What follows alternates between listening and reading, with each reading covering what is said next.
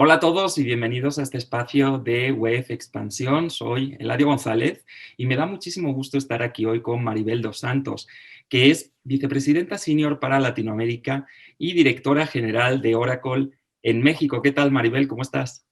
No, encantadísima, muchísimo gusto de estar aquí con ustedes y compartir este espacio. Muy bien, desde casa, cuidándonos.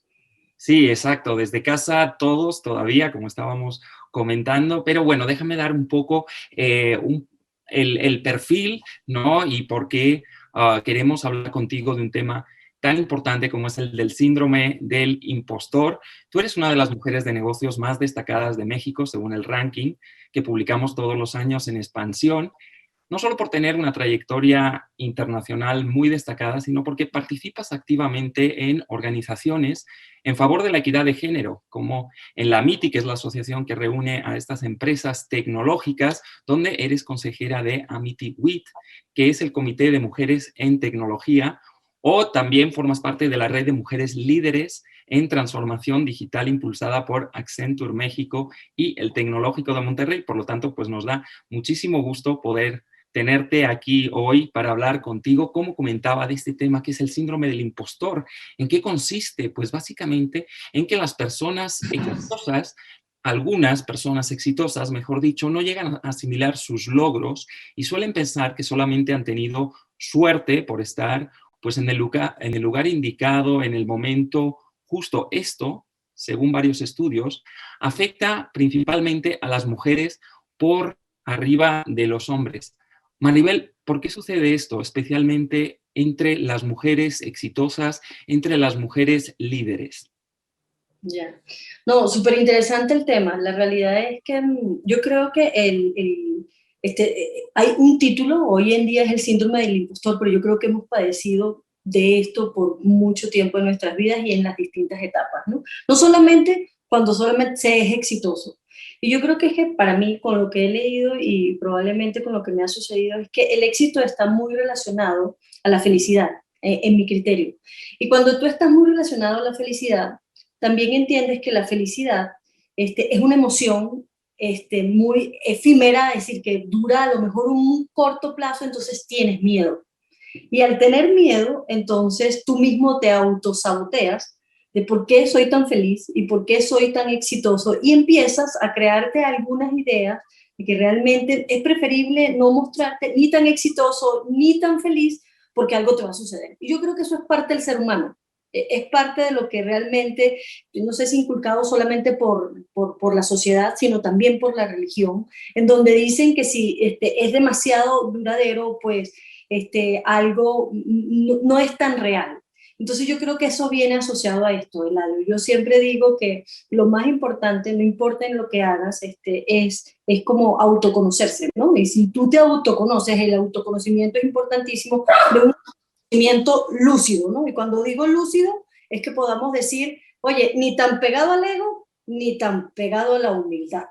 Entonces, yo creo que esto es importante, es estar en una barra intermedia en donde tú generosamente reconoces las cosas que estás haciendo bien y en este caso atribuirlas al esfuerzo, al resultado, a lo que realmente has construido, pero también es bueno tener algo del síndrome del impostor para que realmente no seas tan egocentrista, para que no seas alguien tan apegado a lo que nosotros hablamos de que seas soberbio, porque muchas veces el no tener algo del síndrome del impostor te hace ver un poco difícil ante otras personas e inalcanzable ante otras personas. Y yo creo que el síndrome del impostor es hasta bueno en que realmente exista en cada uno de nosotros. Yo no estoy en contra. Después de que lo leí, yo dije, oye, esto me ha sucedido durante mucho tiempo y qué bueno que le pusieron un título. Yo creería que es eso, pero realmente siempre ha existido en el ser humano, así seas exitoso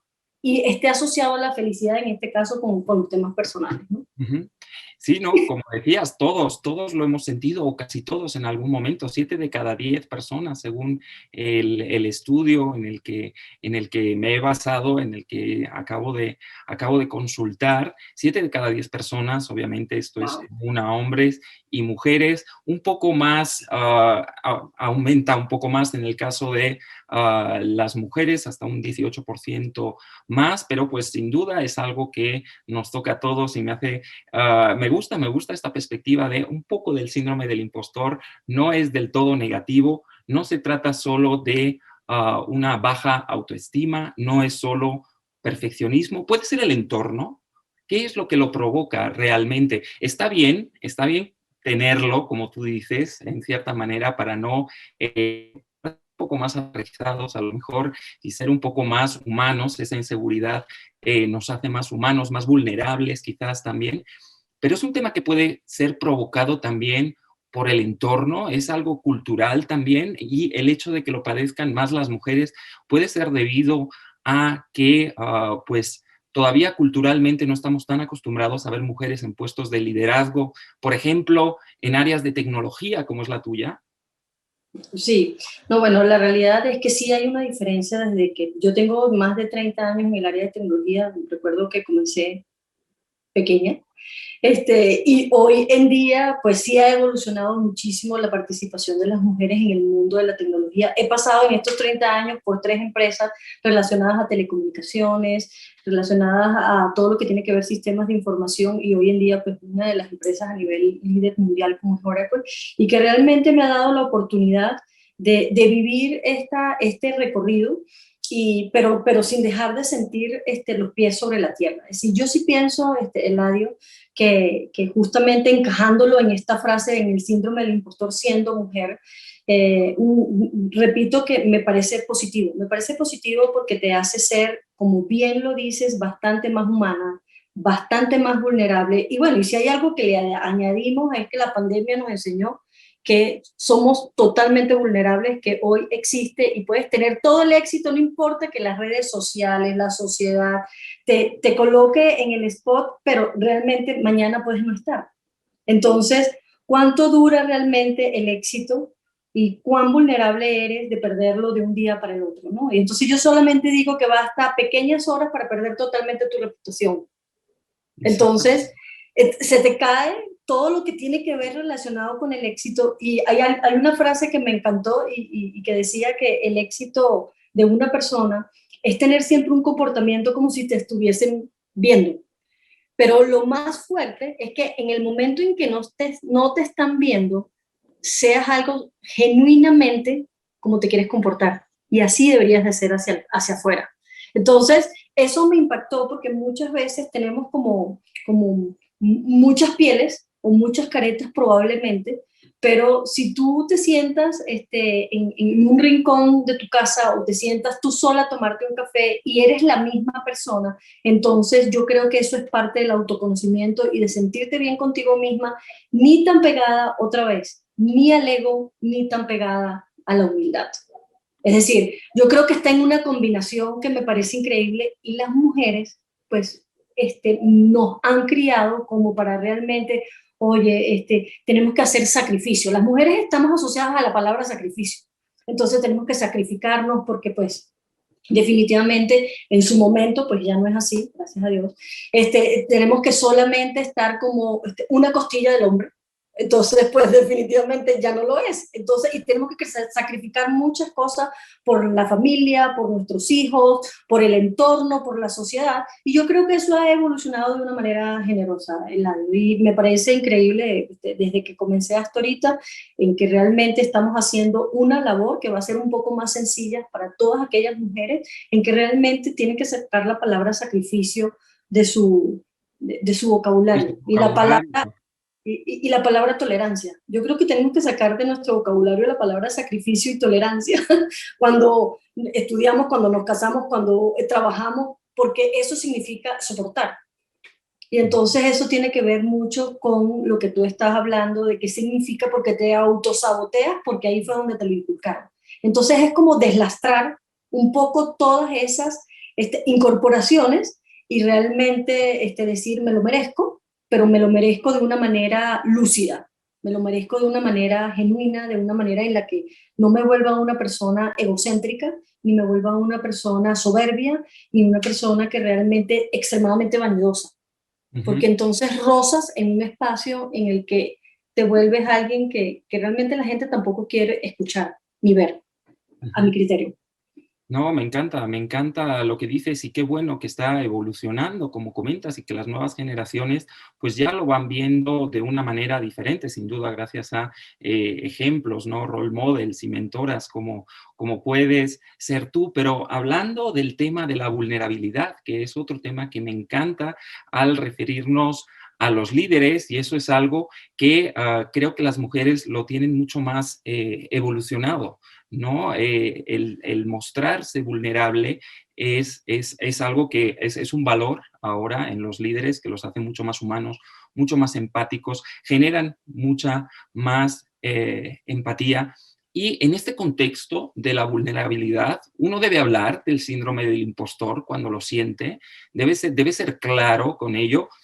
Bueno, tenemos el ejemplo de Michelle Obama. Hasta Michelle Obama dijo recientemente todavía sentirse una impostora en algunos eventos, en algunos acontecimientos, ¿no? Es algo que ella todavía padece. ¿Qué no vamos a padecer los demás si alguien como Michelle Obama todavía lo siente, ¿verdad? Así es, no, totalmente, en línea. Me leí su libro y me pareció que está desde la perspectiva de crecimiento, de lo que está aportando a mujeres, a la humanidad. Y como bien comentas, es decir, si desde su perspectiva en algunos espacios se siente ella con el síndrome del impostor, yo no es decir, yo no tengo problema con relacionarme de lo que yo he visto con esto, no lo tengo. Más bien agradezco el tener algunos espacios del síndrome del impostor, porque una vez más, eso hace que realmente seas una persona mucho más, en este caso, empática con las situaciones que están sucediendo y esto hace que realmente tengas un mejor equipo, porque cuando tú ves la perspectiva y por ende un mejor resultado, cuando tú ves desde la perspectiva en que las mujeres normalmente, como bien lo mencionas, somos un poco más vulnerables, porque así fuimos criadas supuestamente. Oye, déjame decirte que somos bastante fuertes, ¿ok? Porque, No, no me cabe duda, no me cabe duda. De hecho, el mostrar vulnerabilidad me parece un símbolo de fortaleza increíble. correcto, correcto. Entonces yo sí pensaría que, que qué bueno que existe y que encajaron esto en el síndrome del impostor, aunque te tengo que reconocer que en algún momento el título me chocó un poco, porque dice, oye, es como un fraude, ¿no? Porque cuando tú dices impostor es fraude, y entonces tú dices fraude es falsedad, entonces no me encantó tanto, pero cuando empecé a leer sobre el tema, realmente tenía que ver desde el lado del lado como bien lo estábamos hablando antes, de ser un poquito más sencillo, de ser un poquito más reconocible, de ser un poquito más empático contigo mismo y de no ser tan crudo en que realmente tienes que ser perfecto para ser líder. Yo te tengo que contar justamente en ese sentido en que en más joven, en mi época de joven, mis amigas me llamaban imperfecta. Y entonces esto era perfecto para mí. ¿Por qué? Porque yo decía, no, es que yo no quiero ser perfecta. Yo quiero tener muchas cosas buenas en la vida.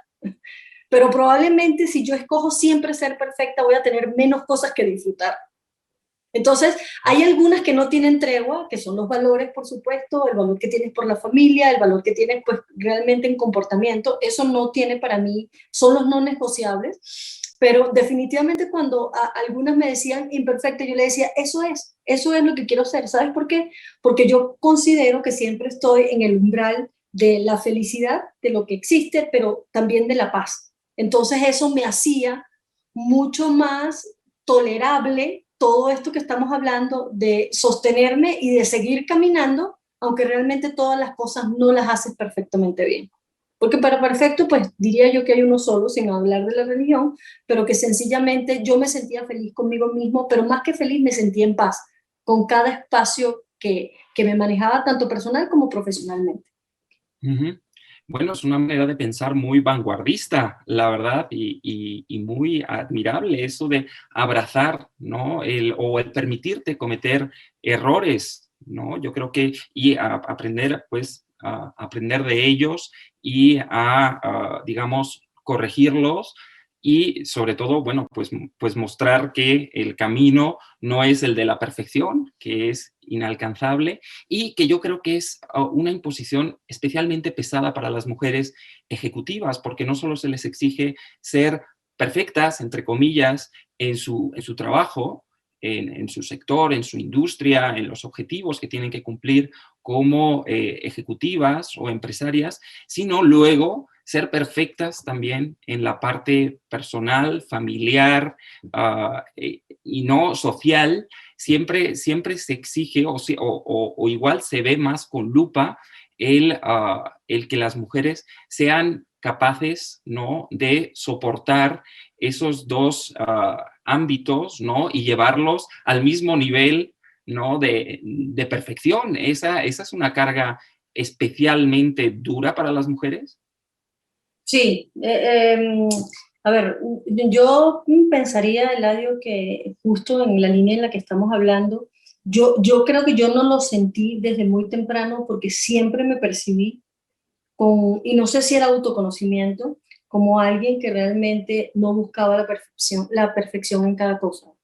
Entonces, creo que eso hizo que realmente abrazara las cosas de manera, es decir, entendiéndolas correctamente, es decir, entendiéndolas de una forma en la que yo decía, es verdad, hay buenas y malas, hay altos y bajos, hay pérdidas y hay llegadas.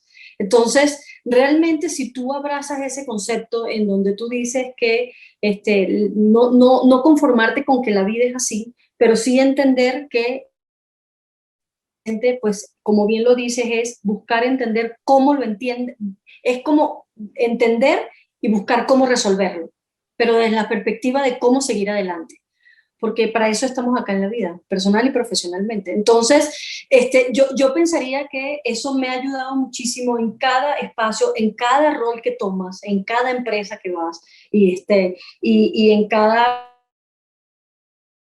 cosa, eres madre, pero pues eres tú como ser humano y eso es lo primero. Entonces, hay un dicho que dice que yo no vine a esta vida para complacerte, sino que vine, y esto quiere decir hacia las redes sociales, hacia probablemente los terceros, sino para que realmente estés bien contigo misma. Si tú estás bien contigo misma, realmente el mundo rebota hacia ti de esa misma forma y esa es la impresión que das y así recibes de igual manera.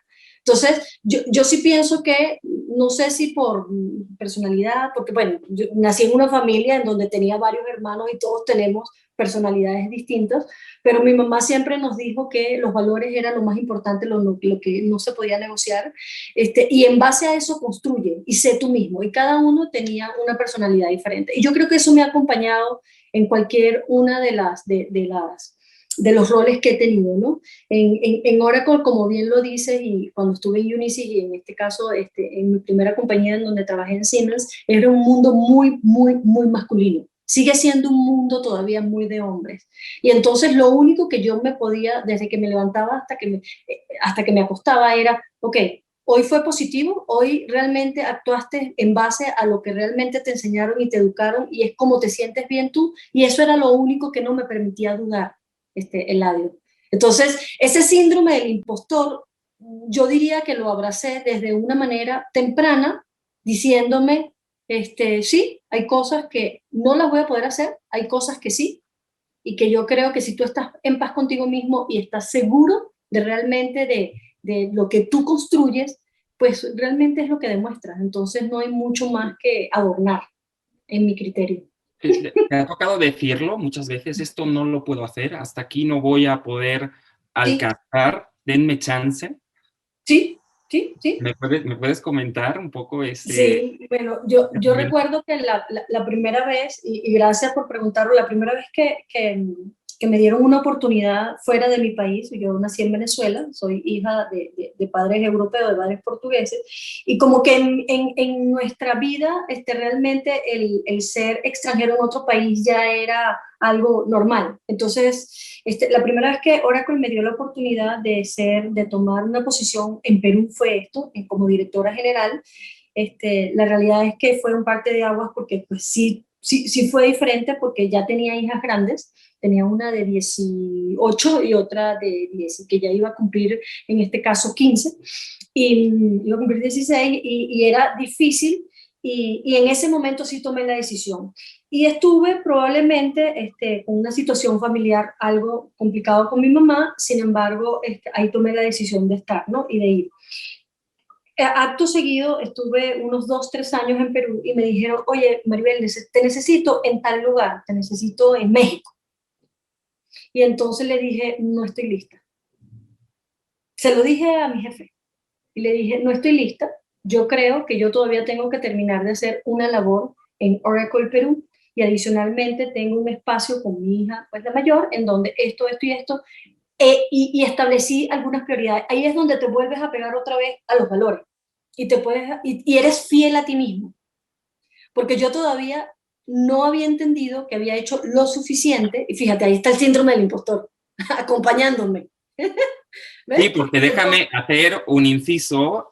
Oracle en Perú, bajo tu dirección general, fue el país de Latinoamérica que tuvo un mayor crecimiento en ese momento. Entonces, humildad total, el decir, no puedo salirme de aquí y, digamos, aceptar un reto mayor porque no he acabado todavía aquí, cuando ya eras un referente a nivel latinoamericano en cuanto a crecimiento de negocio en un país de la región. Quería hacer ese inciso porque, pues no sé si tú lo hubieras dicho, pero déjame, por lo menos a mí, reconocer que eso fue así.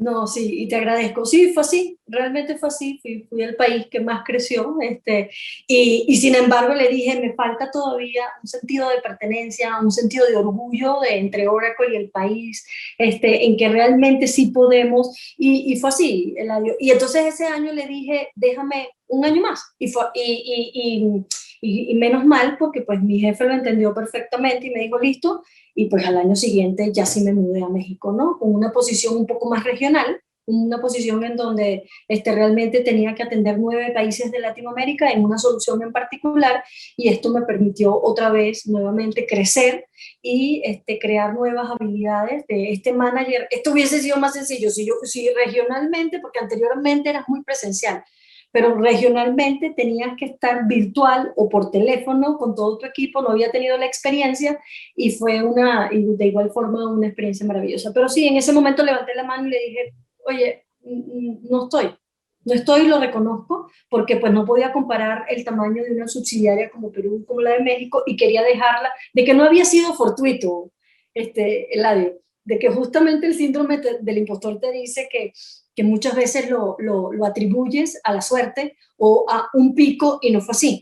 Es decir, fue un crecimiento de 3 años constante, en doble dígito, de la subsidiaria, y cuando dije, bueno, listo, no fue porque un año fue político o fue económico, sino fue realmente de gestión. Y ahí sí di el salto y entonces me vine a México, ¿no?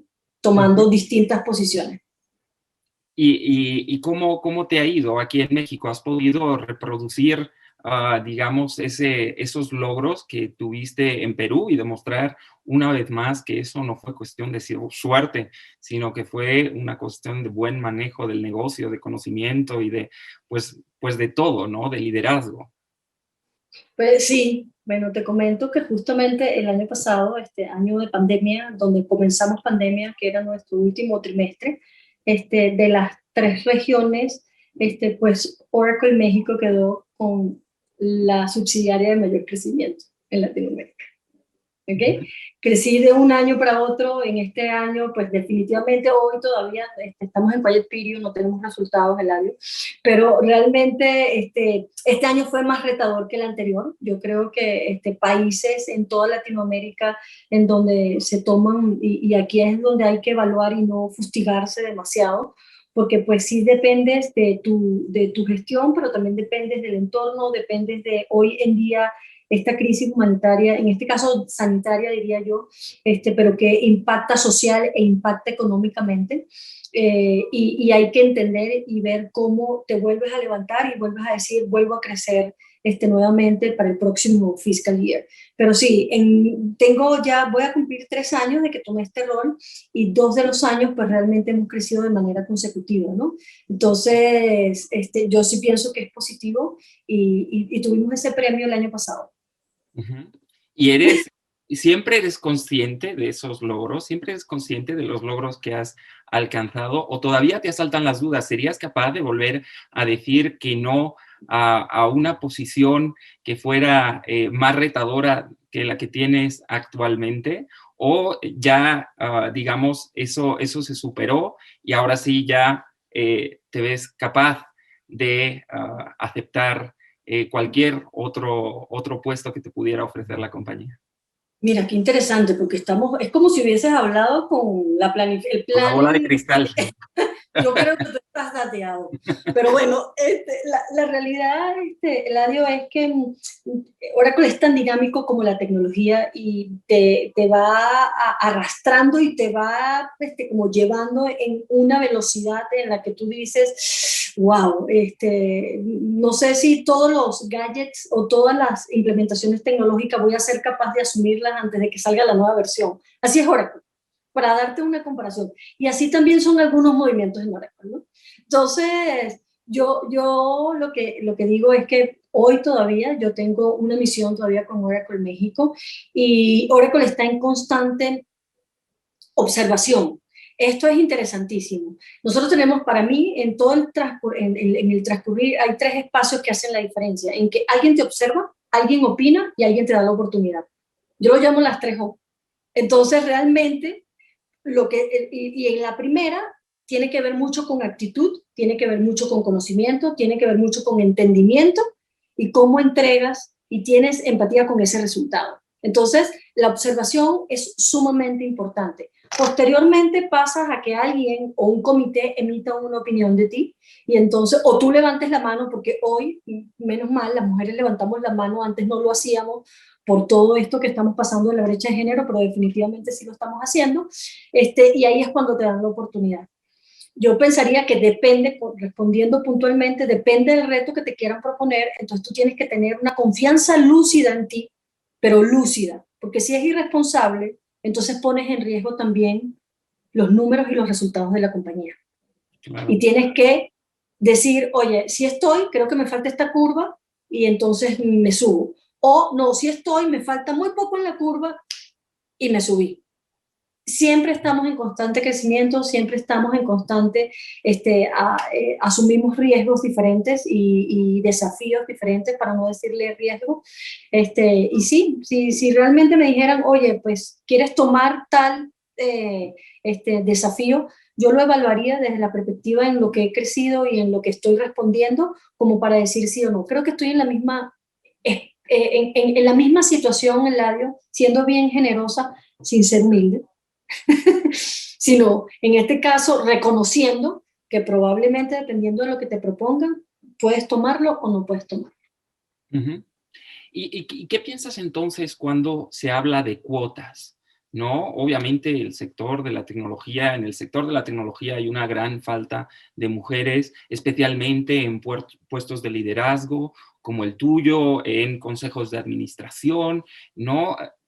Falta y es algo que vemos, quizás es uno de los sectores en los que todavía la brecha es más grande, sobre todo en cuanto a representatividad, pero también pues en brecha salarial, vemos muchas brechas en el sector de la tecnología y de pronto se habla de cuotas, pero yo entiendo, por lo que me estás explicando, que va un poco en contra de lo que tú me estás contando, ¿no? De pues por una parte hay que levantar la mano, si quieres el puesto lo levantas la mano, y por otra parte no asumas puestos más retadores al que ya tienes si no estás preparada. Entonces, ¿qué pasa con las cuotas? ¿Sí o no?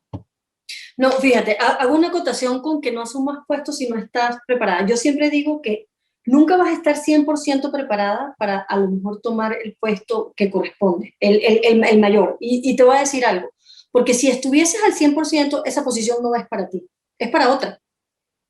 Ujú. Entonces yo siempre digo, no tienes que estar 100%, no tienes que estar al 100%. Lo que pasa es que lo que no puedes tener es un gap del 80%. ¿Me explico? Entonces tú tienes que tener esa confianza lúcida en ti mismo y tomar un puesto mayor de posición, aunque no estés 100% preparada. Ese es el primer punto que yo siempre coloco en todas las charlas que puedo con las mujeres, porque las mujeres, otra vez volviendo al perfeccionismo, queremos estar 100% preparadas y no es real, porque si no, entonces la posición que te están ofreciendo no es para ti, porque Es estás en tu demasiado área de pequeña, confort. Estás en claro. tu área de confort. Entonces no es porque te tiene que retar en un 30%, en un 20%. Algo lúcido que no pongas en riesgo tu salud y no pongas en riesgo la operación. Yo siempre digo que va en dos vías, porque cuando estás muy lejos de realmente poder asumir esa posición, realmente quien se deslastra eres tú como persona, físicamente. Entonces no vas a poder. Entonces el comportamiento que vas a transmitir es errado. Entonces tienes que tener otra vez esa confianza lúcida para subir. Y el tema de las cuotas, sí, es verdad. La única cuota que yo abrazo es la que me colocan todos los años a nivel de número, en este caso numérico de presupuesto y de lo que uno tiene que alcanzar, pero yo sí pienso que nosotros tenemos que cubrir la brecha de género que tenemos, pero por resultados, Eladio, por conocimiento, por reconocimiento. Por conocimiento quiero decir es que las mujeres no estamos peleadas con la tecnología. Esa es una. La segunda es que no por un porcentaje le vas a dar una oportunidad a una mujer, porque entonces se tergiversa totalmente lo que significa tomar una posición de liderazgo, no de poder, de liderazgo, porque esto conlleva una responsabilidad. Entonces, no estoy de acuerdo del 100% de cumplir con las cuotas, pero sí estoy en constante observación en cada reunión en donde hay mujeres y hombres, en donde realmente ese síndrome del impostor no, no, no esté de manera dominante en las mujeres y ayudarlas a que, oye, ¿y tú qué opinas? ¿Y tú qué dices? O cuando a veces bajan la voz y le digo, oye, pero fue lo mismo que tú dijiste, pero no se te escuchó, puedes hacerlo. Entonces, estar muy pendiente de eso, muy pendiente de la observación para que realmente puedas emitir una opinión y darle una oportunidad para que esa misma mujer resalte, pero no por cuota. La realidad es parte de lo que estoy tratando de hacer en un Oracle, en una industria de tecnología, en donde las mujeres seamos reconocidas realmente por nuestro talento y por nuestras capacidades o skill que vamos colocándoles nuestras herramientas, pero no por cumplir una cuota. Pero siguen siendo demasiado pocas. Entonces, ¿qué más podemos hacer para cortar esa brecha, ¿no?, entre hombres y mujeres en el tema de la tecnología? Ya sabemos que el problema no está en las aulas. Las mujeres cada vez más se están sumando a carreras STEM, en matemáticas, ingenierías, etcétera, ciencias en general, y ahí entra la tecnología. Pero luego no vemos eso reflejado en el mercado laboral. ¿Cómo podemos acelerar, ¿no?, el que esa brecha se vaya cerrando? Mira, yo sí creo, Eladio, que hemos venido siendo mucho más consecuentes en el discurso, en realmente hacer iniciativas que respondan a que esa brecha de género no sea solamente por espacios personales de cada mujer, sino realmente tomar iniciativas como la que hace poco hicimos en Oracle, que dentro de hoy en día sumamos casi al 90% de las mujeres, porque tenemos dos espacios que vamos a estar, vamos a repetir una segunda generación, pero en esta primera generación tomamos a prácticamente, yo diría que un 80% de las mujeres de Oracle México y dimos toda un imparte de conocimiento, no solamente de empoderamiento, sino de empoderamiento, de conocimiento, de autoconocimiento, pero cuando digo conocimiento es también de temas tecnológicos, porque hay dos cosas, autoconocimiento es personal y conocimiento es cuando empiezas realmente a entender qué es la tecnología.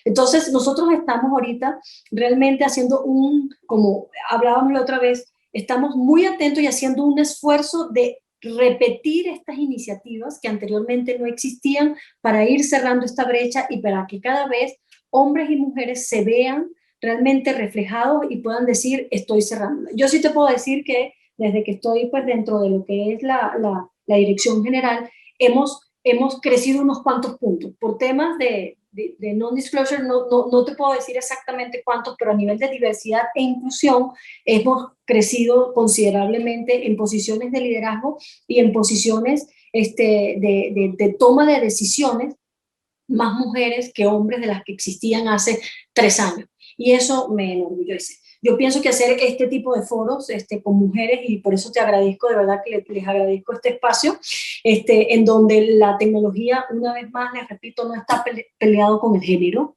es decir, no es solamente para hombres, también es para mujeres y hombres, en donde cada vez motivamos más dentro de Oracle Academy, que es otro espacio en donde nosotros motivamos a niñas de muy temprana edad, te estoy hablando de 10 años, en donde la citamos en Oracle y empezamos a decirle, oye, ¿quieres ir a la luna? ¿Qué crees tú que sueñas? Y entonces muchas de ellas ya están asociando sus sueños a la tecnología, a algo que es más allá de lo que nos enseñaron probablemente en años anteriores o en nuestras casas. Entonces yo creo que sí estamos en 3 espacios, uno es diversidad e inclusión, otro es Oracle Academy, donde tenemos un perfil como muy orientado a entender cómo podemos cada vez más sumar iniciativas para cerrar esta brecha, y el otro es definitivamente en ciudadanía corporativa, en donde cada vez apoyamos más mujeres, a lo mejor de más bajos recursos, para que realmente se atrevan y se empoderen y hagan un emprendimiento. No necesariamente tienen que estar con Oracle, pero que sean mucho más atrevidas en que realmente sí pueden salir adelante. Tenemos 3 espacios y de verdad toda la corporación está comprometida con esto. Fantástico. Bueno, pues con este último comentario nos despedimos, pues porque ya hemos llegado al fin de esta conversación. Nos quedamos con que las mujeres y la tecnología no están peleadas, y con lo que lo has explicado perfectamente, el síndrome del impostor, sí hay que superarlo, no tiene que ser una barrera, pero en cierta manera también nos aterriza, así que no nos paralice, ¿no? Que nos mueva hacia adelante y hacia el cierre de estas brechas que todavía persisten en la tecnología. Muchísimas gracias, Maribel dos Santos, vicepresidenta senior para Latinoamérica y directora general de Oracle en México. Siempre es un placer poder compartir contigo pues cualquier tema. Yo soy Eladio González y les invito a seguir consultando todo el contenido que les hemos preparado en Web Mujeres. Hasta luego.